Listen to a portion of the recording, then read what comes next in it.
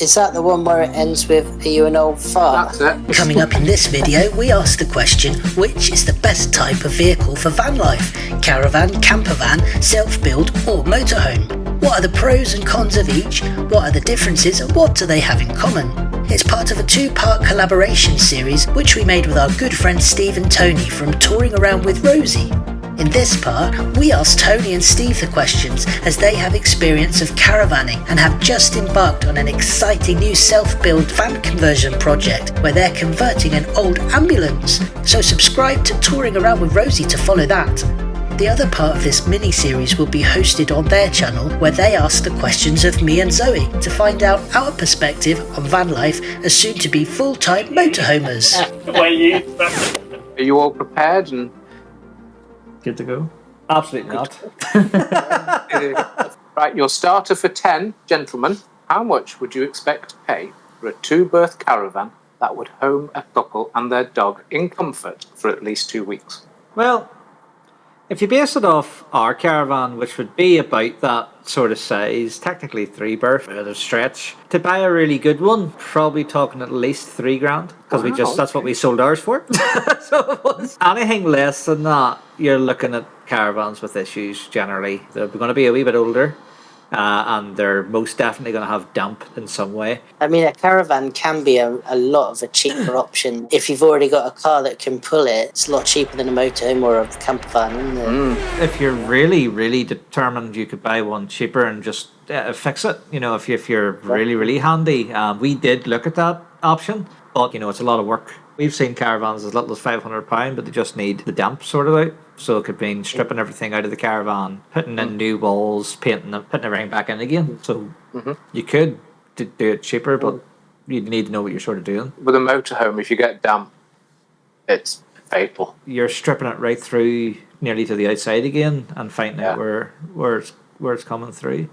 If you want something a bit newer, probably a wee bit more comfortable, you could be looking at 7.5 on the lower end of the scale. So, for example, with the one you've just sold, what was in there? What were the facilities?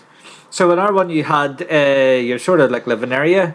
So you would have had your 2 main seats, which would have turned into sort of like a large double bed. There was a dinette area just facing from the kitchen, and again that would have turned into small single bed, just a wee bit narrower than a proper single, but then also had a bunk bed. It would have had a curtain as well to separate the bunk beds from the main living area, so it's quite good. And then, as I say, whenever you're not using it as bunk beds, it turns into a wee dinette area. Kitchen was a good size. You would have had a full size oven and grill with gas hob on top, a decent size sink, and a wee bit of worktop area. You would have had a small fridge. You have the wee tiny freezer section. Would you've got a pizza in it? Probably would have got a pizza in it, but then we always use for additional space an extra freezer that we got from Melvyn. It had a full-size bathroom with a wardrobe in it as well. A massive shower. Like, it probably could have squeezed the two of us in it if you really wanted to. Save water, yeah. And then cassette toilet. This is horrendous to say, but I like leg space whenever, you know.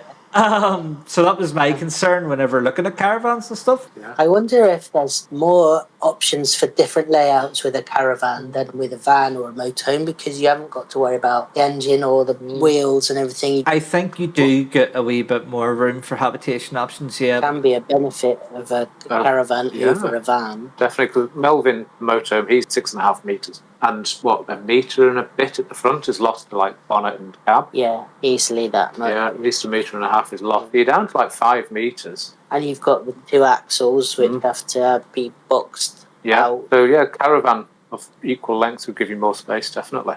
The door also was like 2 halves, so you could open up the front half and have the bottom half closed. You wanted air without your dog getting away? That's a good thing, though. I mean, that would be really nice to have like a stable door. Yeah, I wonder if it's more common on a caravan. You don't see that on motorhomes, really. No, I wonder if it's because you have to have more structural integrity as you're travelling in the vehicle. With a caravan, you're not travelling in it, are you? Yeah, because I would say that door for the caravan wouldn't have been the strongest. No. I'm surprised it survived the storm that we were in at that time.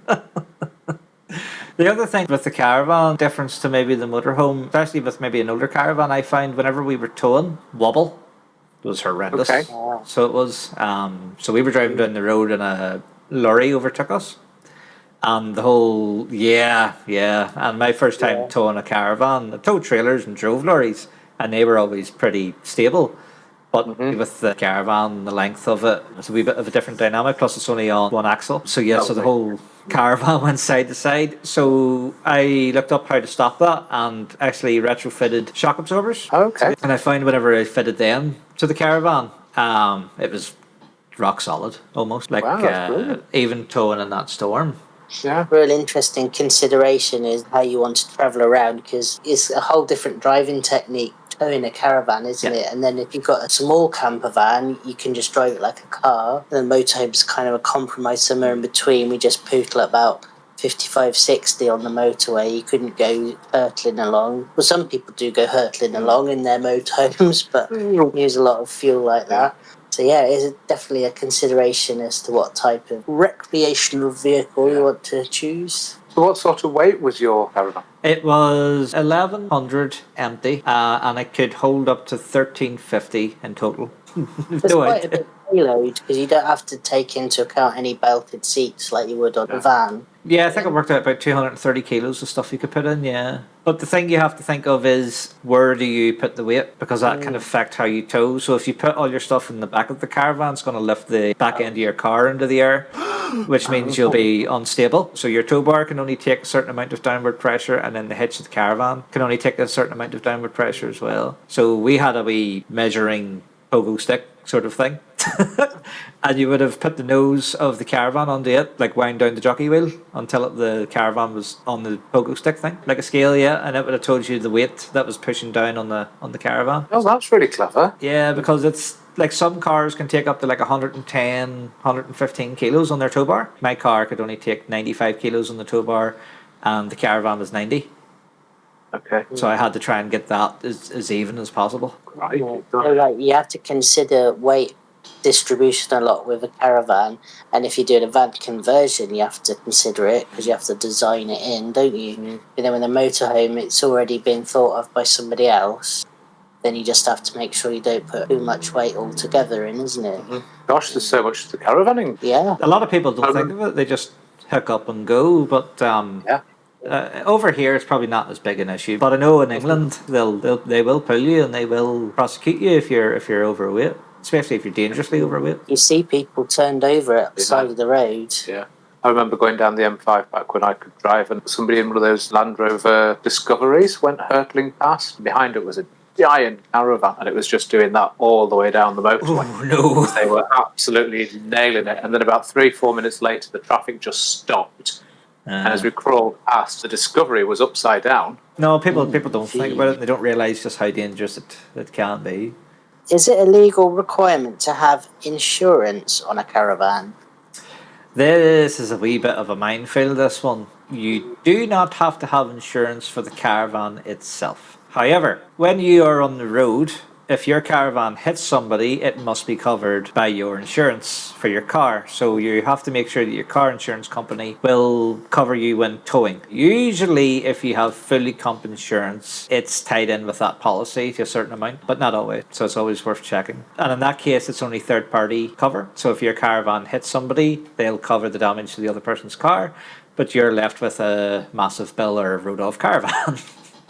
Can you get separate insurance? If you have like a nice 30 grand caravan, you would definitely want to insure it against anything happening, but because of the value of ours, we didn't think it was too worth it. It's not a legal requirement to insure the caravan itself, so you don't technically have to do it. Just when you're on the road, you need to make sure you're covered. Well, that's the advantage of a mid-sized camper van, isn't it? That sort of wins out over the 3 caravan, motorhome, camper van in that area for mobility, isn't it? Get into a car park more easily and get in and out. Getting onto ferries in the tunnel will be a lot cheaper. Yeah. You don't see anyone in a camper van towing a car because they don't need to. No. And if you've got a caravan, you can unhitch the car and go. But then, like you said, you have to think about how far you have to come back again to where the caravan is parked up. Well, we discovered it sort of the hard way. Every time you go on site, you have to come back to that site. Whereas if you're going out and exploring, you're maybe like, oh wow, this is an amazing area. I'd like to explore more, but no, I have to go back to my caravan again. Less freedom with a caravan and with a motorhome to a certain extent. Especially the bigger motorhomes. You won't get into Tesco car park in one of them. Or if you do, you'll never get out. Yeah. We've been into supermarket car parks with Melvyn, 6.5 metres. And only big supermarket, though. Question number 4. Do you need to have additional categories on your driving licence to pull a caravan? So if you get your license before 1997, you had grandfathered right into your license. You can tow a trailer throughout Caravan up to a maximum weight of 3.5 tons. So you can have a 2.5 ton, say, pickup truck pulling a 3.5 ton Caravan. If you pass your test after 1997, you could only have a maximum combination weight of 3.5 ton. So your car plus your Caravans. So definitely important. Anybody out there wanting to pull a caravan or any sort of trailer, make sure you've got the right categories. Be for motorhomes as well, over 3.5 tons, isn't it? Yeah. Well, it might be another reason younger people go for camper van, because you don't need any additional license or test. Yeah. That's the big thing for the van conversions, I think, is because you can only go up to 3.5 ton. But as I'm sort of discovering, that means you can't really put an awful lot into them. So you might find by the time you do your conversion, and if you're not smart about what you're doing, you could be 3.5 ton or over before you even put your cups and your plates in it. So you could. Yeah. It's a lot less than people think, isn't it? Yeah. When you go to the weighbridge, you get a bit of a shock usually, don't you? Most people do. We watched one video where a couple were on a motorhome, they were preparing to go to a weighbridge because they were going to France. So they emptied the motorhome, they took everything out and then weighed it. And we thought, that's sort of missing the whole entire point, isn't it? Yeah. They also weighed it with nobody in, and it was a 6-belted motorhome. Oh. So technically, that was way over the limit already, and you hadn't even put anything in it. So watch our video to find out what you should do. Yeah. But then they're targeting the big vehicles and maybe not targeting the likes of the motorhomes, who it can be just as dangerous. That's the reality of it, like, because the van's maybe not rated brake wise. So if you hit the brakes and you're, say, 4 ton, I've seen, so you're 500 kilograms overweight. There was a family in an accident not so long ago in the news where some of them were killed in the van, and who knows, I mean, weight may have played a part, because you're right, they're tested for a certain weight, aren't they, in safety tests. So. That's why I sort of agree with the extra license for the extra weight. There's a thought process that needs to be put in place there. So even if you're driving a vehicle that is rated for that weight, it still will take you longer to stop, and people just don't understand that at all. Think about that with the car that they got. Stick this trailer on it and it'll pull it fine. But stopping's a different matter, isn't it? That's it, exactly, yeah. That was one of the reasons why I stopped doing the lorry driving, because people... The worst one I had was I came around a corner sort of going up a semi-hill, and it was sort of like housing estates into the left, and I'm coming up maybe about 25 mile an hour, and it's maybe like a 40 zone, and the person sees me, and I'm trying to gain speed, obviously 44 tons, so I'm gaining speed slowly, and they just pull out right in front of me, so I have to hammer the brakes. And to cut a long story short, whenever I got to the delivery point, everything in the back of the lorry was wrecked. But it was like, it was either do that or hit them. You know, and if I had been any closer, I would have hit them, because I wouldn't have been able to stop in time. And people just don't connect those dots at all, like, and that's the scary thing at times, you know. And it goes right from big, massive 44-ton lorries right down to even the 3.5-ton motorhomes. It's the same principles. If you're in a motorhome and you're even full weight 3.5 tons, you do have to just think that little bit more about stopping. And then the people who are in front of you, pulling out in front of you, should think, oh, can this person slow down in time, or are they just going to drive straight into me? Yeah, so whatever you choose, then it's a different driving technique, isn't it? So you got to think about that when you're choosing what type of RV you want to go for. Is it possible to secure the Caravan to the towing vehicle so as to prevent theft? Do you want to answer that one? Sure. So we had the Hitch lock onto it. It's like a metal triangle sort of thing with a wee sort of hook. So you hook it onto the handle of your trailer stroke Caravan, and then there's a big massive sort of bolt bar with a lock on it, and it goes in underneath, so you can't lift that handle up to take it off your tow bar. So obviously the hitch, it's just like a ball sat on top of a mast, isn't it? And so then the trailer sits down onto that and locks around it so it can pivot in all directions. So it must be quite secure when it's on there. Oh yeah, it is. Yeah. So you have, it's like a pin that sort of locks the hitch to the ball, and then usually what you'll have is a safety chain that you'll secure somewhere around your tow bar. Usually you'll have like a separate hooking option, or if not, you would loop it around the tow ball. So if it ever did come off the hitch, it pulls the brakes on the Caravan. A lot of caravans as well, you'll have an extra handle that comes down. It's like a anti-sway system. Older caravans like what we have, basically how it works is there's like 2 rubber pads and they grip onto the tow ball to help stop the sort of sideways movement. But you have to have a dry tow ball. A lot of people would grease their tow balls. I'm through somehow. Sorry. So you definitely can't grease your balls. Not to be recommended. So if you're towing a caravan, don't grease the tow ball. It's actually a good idea to give it a sand every now and again to just keep away corrosion. All your security needs to be done with either the wheels, like a clamp, or the hitch lock. So for number 6, if you're not that confident with reversing, because obviously you're doing an outfit that bends in the middle, how difficult would it be to push your caravan onto the pitch? So if you have a light single axle caravan, it's usually pretty easy to push onto a flat pitch. If you have any sort of hills and stuff, it is a big unit and it can get pretty heavy pretty quickly if you're going uphill. Ask us how we know that one. What happened? We tried pushing the caravan up onto a ramp and it just nearly knocked me off the feet. So Oh no. just couldn't get the handbrake in time. Okay. Of course, yeah, you've got to yank that on. Yeah. Yeah. Oh, so it's not really a good idea then if you're trying to locate it onto a pitch. You should really reverse it on. You should always reverse it on where possible, yes. You can get motor movers. So you can. So it's exactly a motor on the wheel, both sides usually. And then you get a remote control. They look funky, these do. And then you turn your caravan into a massive remote control car. And it just runs off the leisure battery. So it's just 12-volt motors. You can then maneuver your caravan. Like I've seen people maneuver their caravans off very tight pitches to a point where they literally can line up the tow ball. And then all they're doing is dropping the hitch onto the tow bar. Yeah. How much would one of those cost a motor mover? Can get second-hand ones for about £130 fitted. Right, okay. But I think new ones can be anywhere from 350 up. Could you sit in the front lounge and drive around the campsite and wave at people? You could. I don't think people would be too happy, but you definitely could, yeah. But I was shown, my friend who has the sort of smaller caravan, he has a motor mover on his, and he showed me it while we were sitting in his caravan. Because we moved it, he was wanted to move it around the driveway, and he moved it from this part of the driveway around the corner of the house, just with using the remote control while we were sitting talking to each other. Yeah, competitive sport, isn't it? Motor mover manoeuvres.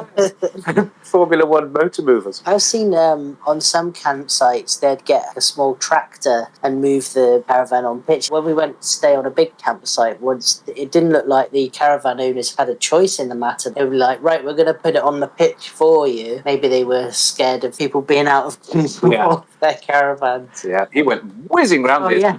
It was so fast, wasn't he? Like, get out the way of that. The caravanners were following behind in their car, totally mortified at the speed their caravan was shooting. I think a lot of people get too afraid and then confused. You have to turn the car in the opposite direction at the beginning to get the caravan pointing the right direction and then follow it round. A tip I would give to anybody is try and always do it on the driver's side if possible. But bring your car in combination, I would say about a foot away from the edge of your right hand edge and drive it up as straight as you can. Turn full lock the opposite way to kick the caravan in the direction you want to go. And then look at the furthest axle at the back will be where your caravan pivots on. So if you have a double axle caravan, just forget about the front axle, don't look at it, just look at your back axle. And if you've only got one axle caravan, then it's easy, you've only got 1 point to look at. And that's where you want to turn your caravan. So focus on that pivot point. But the only thing to be careful of is everything after that to the back of the caravan will free swing. So you're just making sure that doesn't smack something. And that's the only worry. After 5 or 6 feet, your caravan's more or less going in the right direction. And then just give a quick glance around, make sure the front of the car is not going to hit anything. And then keep looking back to sort of where you're going. And then just keep looking front and back and just follow it in. So if you just focus on that rear axle, where it is, and just as you see it approaching the corner, then make your adjustments. It's easy. If you're reversing your car into a car parking space, you're more or less doing the same thing. You're using your rear wheels to sort of turn your car. So if people think of it like that, it's just that wee bit easier. And if you're not sure, most people, especially on campsites, will help you if you really need it. So don't be embarrassed about it either. once positioned on the pitch, what methods are available for getting the caravan level and helping it to remain stationary when moving around inside? On the hitch, so the A-frame for the towing, there is a spirit level that goes sort of this way and this way. So I would use that as a rough sort of guide, but then what we would do is I would have a wee spirit level. You don't have to buy an expensive one, just sort of a cheap one that hasn't been dropped. And I would put it as close to the axle as possible, lengthways and then widthways, to check for the level across the axle, because the axle is the main thing that's keeping you level. We had wee ramps. I've taken a special wheel chock to stop the wheel from sliding if we needed to level sort of this way. And then if you're just leveling front to back, you just lower and raise the jockey wheel. Then put your handbrake or put wheel chocks in. We would have done both just for the extra safety, so that the caravan then doesn't move. And then you wind down your feet. And what your feet do is whenever you go inside the caravan, it keeps it steady. So you have a foot on each corner of the caravan that you have to either wind with a manual winder, or you can get an adapter for a drill, which is what, after the first time we done it, it was lashing with rain and I'm getting soaked winding each leg down. Yeah. This was the day we got the caravan. It couldn't have rained harder, so it couldn't. So after the disaster of, because it was my first time reversing a caravan, disaster of reversing that down the side of the house, then getting soaked winding down the legs, I went nope, and got the adapter for the drill the next day. Yeah. It's just so much easier, so it is. If you didn't wind the legs down at the back and you walked to the back of the caravan, it would just tip up. Yeah, if it's not attached to a car, yeah, it'll just tip up, so it will. Saying that, they're usually quite well balanced to the point where there was a couple of times like we would have had the feet up and not attached to anything, but maybe forgot we'd left something inside. If you're careful, you can nip in if you stay sort of between the axle and the jockey wheel. If you're not level across the axles, side to side, and you wind the legs out on one side so that it lifts the weight off of the wheel. On the older caravans, the front legs are just under the wooden floor of the caravan, so you can't really take any weight with them. They're just there to steady, because if you push too much, you'll just put the foot straight through the floor of the caravan. Right. The newer ones, you can take the whole caravan off the ground with the feet.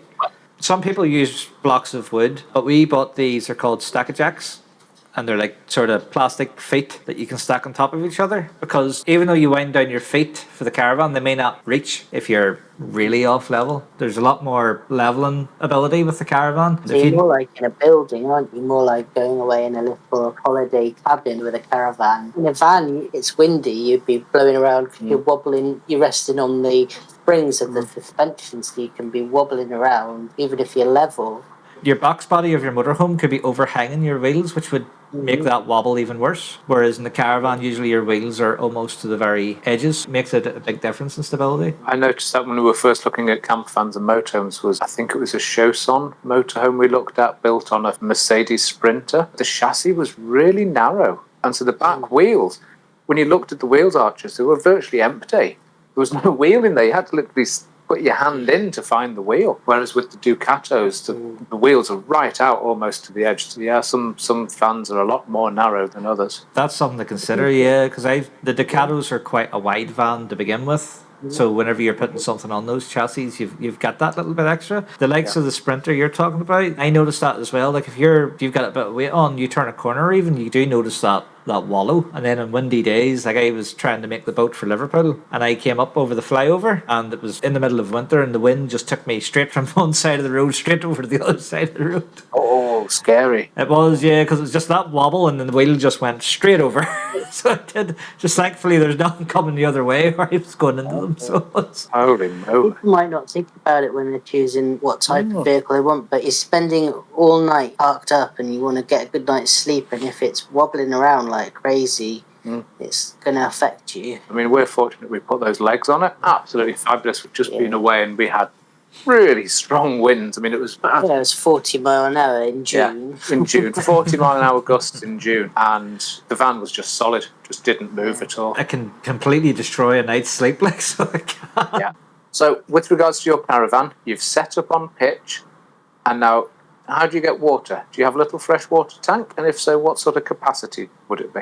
So we have the water bot, and it's a 50-litre capacity. So basically, we can fill that on site and then hook that up to the caravan. It's called an aqua roll. With some caravans, you have to have a wee pump that goes into the aqua roll to pump the water in. The more modern caravans have their wee pump in the connection, and it just sort of sucks it through a tube. And then we have a wee 10-litre hot water boiler. Whenever you turn your water pump on, it will fill the hot water boiler. Some caravans, new and old, so it's a bit of a mix, will have an additional 20 litres of onboard storage. And then we have the hose connection. Is that where you can connect to the tap and leave it turned on and it will just pull water through as and when you need it? Yep. Yeah. You just plug it in, same way you would your pump, and then you just put it into the hose, and then turn your hose on, and you've just got mains pressure. That's if you're on a fully serviced pitch, you can have that then. That's the thing with the caravans. We will not pick a site that doesn't have water on site, mainly because of me with my operation. I'm not able to lift 50 kilograms of water up and down hills and stuff like that, because the water point might not be close to where you are. So that's one of the considerations to have. If you have a caravan over the likes of the motorhome, you've maybe not much onboard storage, maybe none,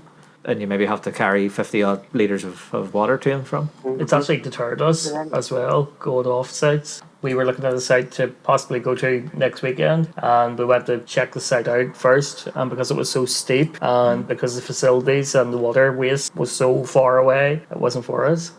I suppose then it can be an advantage in a way for a caravan, because I don't know that you can just plug in to a main supply of a motorhome or a van. I suppose you could build something in or get an adapter or something if you wanted to just be on a service pitch and not have to keep filling up. With our motorhome, it's a 100-litre freshwater tank, and when the freshwater tank reaches the maximum, it's got a little overflow pipe. But some motorhomes don't have that overflow system, and you can just leave the pressure on all the time. And when the tank is full, it will stop the water flowing from the hose pipe into the tank. Which is what a caravan must be doing. Which is what a caravan must be doing, yeah. So our water system works on pressurised water. When you turn the tap on, pressure drops, and the water pump then picks up on that drop in pressure and then starts pumping the water through the whole system. And so the one thing about the pressurised water system is if you're not in the van or you're asleep and you leave the water pump on and it develops a leak, your water pump's just going to come on and just go and keep pumping water through the system until it's empty. We turn the water pump off when we go out or go to bed at night. Yeah. There's a more modern system which uses micro switches in the taps and the toilet and everything. And when you turn it on, it activates a signal to the pump, and that then tells the pump to start pumping water around the system. So our caravan sort of had a mixed system, if that makes sense. So if we were running off the aqua roll with the water pump, you would have turned the water pump on, it would have built up a certain amount of pressure and then stopped. But it also had the micro switches in the taps, so that whenever you opened the tap, the pump automatically came straight on. But if you did have a leak and it would lose pressure, it would come on again, because we did have that one time. What was leak? I can't remember what was leaking at the time, but the pump just wouldn't turn off. It was actually on the connection itself. The connection itself wasn't watertight. So because it was detecting a loss of pressure, it would just keep going and going and going and going. That was the night we ended up trying to buy a new pump and everything. It was a disaster. Yeah. And then the pump stopped working. Oh, it was horrendous. Yeah, then you realise how important the pump is, don't you? We've actually bought a spare pump because having watched so many people that have gone on holiday and they turn up in France, they're going, oh, isn't it absolutely beautiful here? Or they're in south of Spain or wherever they're parked. And then they go and they turn the water on and it goes, look. It's like, no water in the van. I go, yeah, I've just filled it up. There's nothing. Oh, the pump's died. And they then have to go off and try and find somewhere to buy a new water pump. Yeah. And we thought, for the price of a water pump, 60 quid from Amazon, we've just got a spare one. And then we won't think about how difficult it is to access it, to change. We'll think about that if and when it ever happens. It's buried behind the oven, so you have to take the oven out to get to the water pump. Won't think about that. What a place to put the water pump behind the oven. That is a bad location, yeah. But that was why we ended up buying a new water pump to have. We were like, we are not getting ourselves into this situation again. Where in the middle of the night you're trying to like even wash your hands and all your water's either flying out the outside of the caravan or just not coming in at all. Yeah. What a nightmare. So, question 9 for you is, do caravans have leisure batteries to allow you to stay overnight without mains hookup? Yeah. We had an 80 amp lead acid leisure battery in our caravan, so you had 40 usable amps. But the only thing we were turning on was 12-volt lights. It wouldn't run the fridge, so you would have to run the gas for the fridge, and then it would have ran a 12-volt TV. But we didn't. We had a 32-inch mains powered TV, which just about fit where we were sitting. But for all you're using it, it would give you probably 3-4 days of full usage. So when you're in your caravan, how do you heat it? Is it gas, electric, or both? It's both in our case. I think it depends on the actual caravan itself, but for our case, it runs both of the gas and the electric. So it's like a blown air system. So you have your like sort of furnace sort of thing that sits like a cupboard sort of thing, and that heats up an element using the gas or the electric, and then you have a wee fan inside it, and it blows like these wee vents. In some of the more modern caravans, I think in some of the more motorhomes as well, you get what's called a wet system. Oh, yes. It's like a conventional heating system in your house. It's not water, it's like coolant, because you have an expansion tank and stuff, and it'll heat radiators, and then you can have underfloor heating with it as well. Yeah. That's because it sounds lovely, that, doesn't it, underfloor heating? I guess in some of the real luxurious sort of caravans. We've got the blown air heating in ours, which is lovely, but it does dry the air out quite a lot, doesn't it? Yeah, I suppose it does, yeah. We never found it cold in our caravan, did we? The winter, whenever we were filming our Newcastle video, it was very cold out. It was freezing. But then once it heated up, it was okay. So that might have covered the next question, I think. Yeah, it's the water. It's the same sort of system, really, isn't it, as the heating? Is it gas, electric, gas or and both? electric. So it's just the same, like in the motorhome. Yeah, that's it. Yeah. Exactly the same. Do you need to fit extra width wing mirrors onto your car when towing a caravan? Yes. So, in my opinion, you can still see okay, but where the law is concerned, you have to fit extension wing mirrors so that you can see properly down the side of the caravan. For anybody watching this, by the way, do not buy the cheap mirrors. We made this mistake. We bought the cheapest mirrors because I'm like, I'm never even going to use them. I'll just use the car wing mirrors. And couldn't see a thing. Not only could I not see a thing, getting them on to the bloody wing mirrors was an absolute disaster. It was like two sort of things that were meant to hook on with an elastic band to hold it in place, and for love nor money could I get it to stay in place. It just slid off the wing mirror within 2 seconds of putting it on.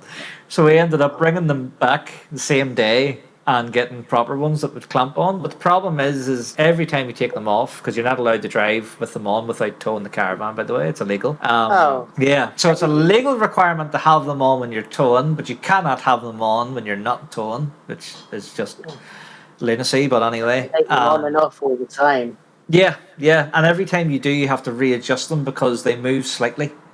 And it just sets the whole thing off. Yeah. But if you're driving the likes of one of the newer pickup trucks and you have a 7.5 foot wide caravan, I don't think you need them because I think the width of the pickup truck is enough to see down the caravan. Yeah, it'd be a pain to have to take them on and off all the time. Yeah. Okay, this is the contentious question.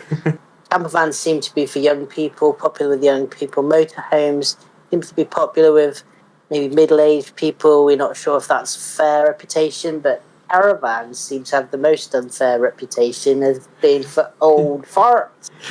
And do you think that's fair in your experience as younger people who had a caravan?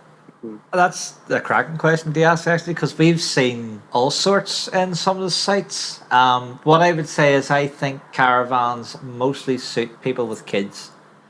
I think families, right from young families to the older families, are the type of people who your caravan really suits. Because I suppose if you've got kids, you want to sort of base yourselves in one place. You don't want to be maybe moving about all the time, and you sort of get what would be cheaper holiday because you pay for your accommodation maybe over the space of 5 years if you finance it and things like that. So we've seen lots of that, lots of families with kids. The people with the nice big flashy caravans are generally of the older category because they can afford it. It's usually the way that one works out. Not too many like us, I'll be honest. No, but for us, in our case, the reason we got the caravan, because it was the cheaper option to explore full-time van life. So we thought, well, if this doesn't work out, we're not out a massive amount of money. And in hindsight, it wasn't for us.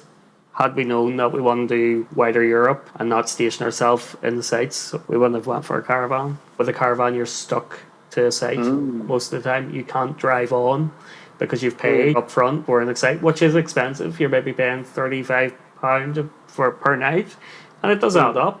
We'll spend one day and then we'll be like, right, we've seen everything in this area. And because of recent years, the site prices, Crazy. even this year, they've went up again. The younger crowd will get a van. It gives you that ability to wild camp, so you're not paying for the sites. And that's why we're changing. Yeah, so we thought the whole idea of going to a site would be more secure and safer, and then we could take our car and not have to worry about getting maybe stuck in certain places if you had a camper van, motorhome, and then price was a big factor. If we didn't enjoy it, we didn't want to be out loads and loads of money or put into a finance agreement. So I would say if you're not sure and you don't want to spend a load of money, definitely get a cheap caravan, cheap car, and do it. It's probably the cheapest way to do it. And that's Although caravans might be cheaper in the initial outlay, they're more expensive to stay on site, probably. A lot of young people in terms of van life, if you're really sort of on a budget, a lot of the younger crowd, younger than us, you're talking your 18-year-olds to 20-year-olds, are buying vans which are absolute bangers.